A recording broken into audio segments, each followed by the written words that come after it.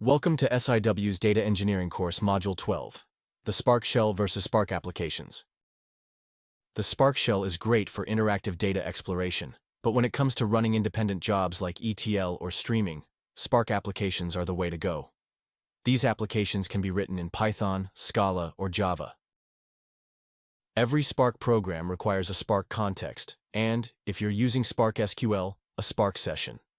While the interactive shell creates these for you, in standalone applications, you need to set them up yourself. To create a Spark session, use the builder pattern. The getOrCreate function ensures that if a session already exists, it's reused. Otherwise, a new one is created. Here's a Python example of a Spark application. It reads a JSON file, selects specific columns, and writes the output to a CSV file. Similarly, in Scala, we can write a Spark application that performs the same task, reading a JSON file, and writing selected columns to a CSV file. Scala and Java applications need to be compiled into jar files. Apache Maven is a popular build tool, and IDEs like IntelliJ or Eclipse can help streamline the development process.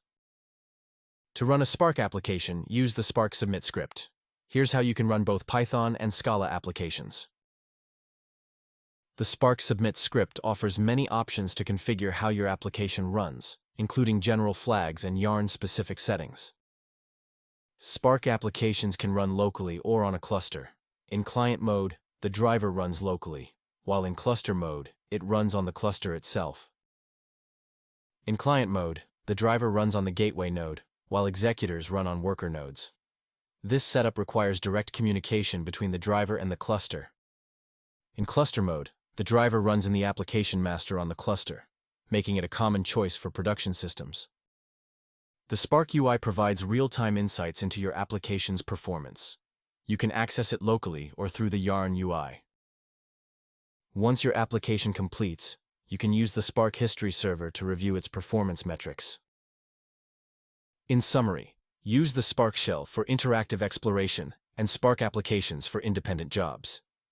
Deployment mode determines where the driver runs, and you can configure your application using command line, properties files, or programmatic settings. If you want to learn more about data engineering, please join our course in SIW.